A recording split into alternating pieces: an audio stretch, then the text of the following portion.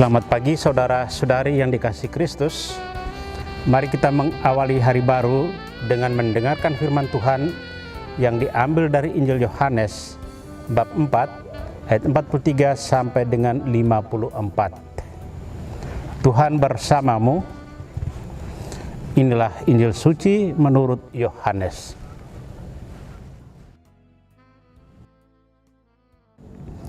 Sekali peristiwa, Yesus berangkat dari Samaria dan pergi ke Galilea, sebab ia sendiri telah bersaksi bahwa seorang nabi tidak dihormati di negerinya sendiri. Setelah Yesus tiba di Galilea, orang-orang Galilea pun menyambut dia, karena mereka telah melihat segala sesuatu yang dikerjakan Yesus di Yerusalem pada pesta itu, sebab mereka sendiri pun turut ke pesta itu. Maka Yesus kembali lagi ke Kana di Galilea, di mana ia membuat air menjadi anggur. Dan di Kapernaum ada seorang pegawai istana yang anaknya sedang sakit. Ketika pegawai itu mendengar bahwa Yesus telah datang dari Yudea ke Galilea, pergilah ia kepadanya lalu meminta supaya Yesus datang dan menyembuhkan anaknya, sebab anaknya itu hampir mati. Maka kata Yesus kepadanya, "Jika kamu tidak melihat tanda dan mujizat, kamu tidak percaya." Pegawai istana itu berkata kepadanya, "Tuhan, datanglah sebelum anakku mati." Kata Yesus kepadanya, "Pergilah, anakmu hidup." Orang itu percaya akan perkataan yang dikatakan Yesus kepadanya, lalu pergi. Ketika ia masih tengah jalan, hamba-hambanya telah datang kepadanya dengan kabar bahwa anaknya hidup. Ia bertanya kepada mereka, "Pukul berapa anak itu mulai sembuh?" Jawab mereka, "Kemarin siang pukul 1 demamnya hilang." Maka teringatlah ayat itu bahwa pada saat itulah Yesus berkata kepadanya, "Anakmu hidup." Lalu ia pun percaya, ia dan seluruh keluarganya. Dan itulah tanda kedua yang dibuat Yesus ketika ia pulang dari Yudea ke Galilea. Demikianlah sabda Tuhan. Saudara-saudari yang dikasihi Kristus, tema yang akan kita renungkan hari ini adalah iman, mendengar, dan melakukan. Injil hari ini mengisahkan tentang iman seorang pegawai istana akan kuasa Kristus yang tak terbatas untuk menciptakan kehidupan yang baru, penyembuhannya pada seorang anak.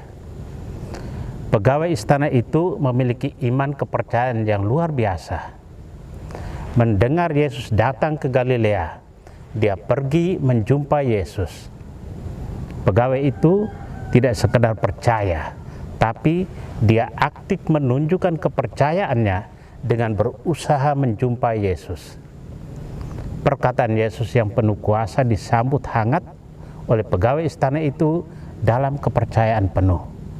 Ada 3 sikap positif dari pegawai istana itu: sikap rendah hati, sikap iman, dan sikap cinta. Dengan ketiga sikap ini, sang pegawai istana bisa bertemu dengan Yesus yang adalah sumber sukacita. Mujizat penyembuhan anak seorang pegawai istana merupakan mujizat kedua yang terjadi di Kana di Galilea. Pertama, kesabaran akan memperoleh segalanya. Kadang kita merasa bahwa doa kita tidak didengarkan oleh Tuhan.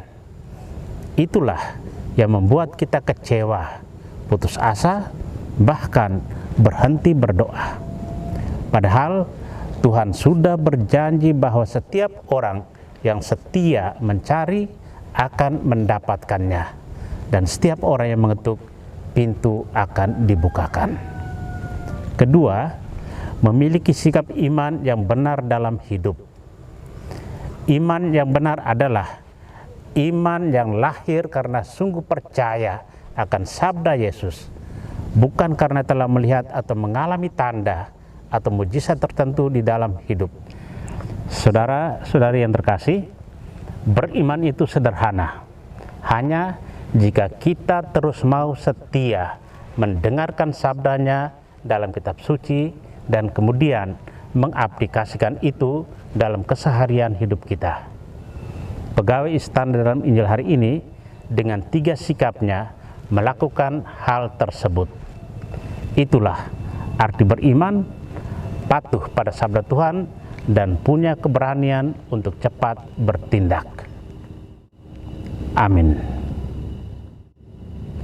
Marilah kita berdoa. Tuhan, pagi ini kembali kami naikkan syukur dalam doa dan permohonan. Terima kasih sudah menjaga kami saat tidur maupun bangun. Terima kasih untuk udara sejuk dan segar pagi ini. Tuhan, kami hendak beraktivitas, kami mohon tuntunan dan pemeliharaan-Mu. Jauhkanlah kami dari segala yang jahat dan berilah kami kekuatan dan kesehatan. Ajarlah kami untuk saling mengasihi dan mengampuni. Kami serahkan hari ini ke dalam tangan-Mu. Kristus terang dunia, berkatilah keluarga-keluarga kami. Jadikanlah kami alat kasih-Mu dan pantaskanlah kami menjadi hamba-Mu yang setia. Amin. Tuhan bersamamu. Semoga keluarga kita, orang-orang yang dikasihi dan doakan, seluruh aktivitas kita hari ini dilindungi, dibimbing, dan diberkati oleh Allah yang Maha Kuasa, Bapa dan Putra dan Roh Kudus. Amin.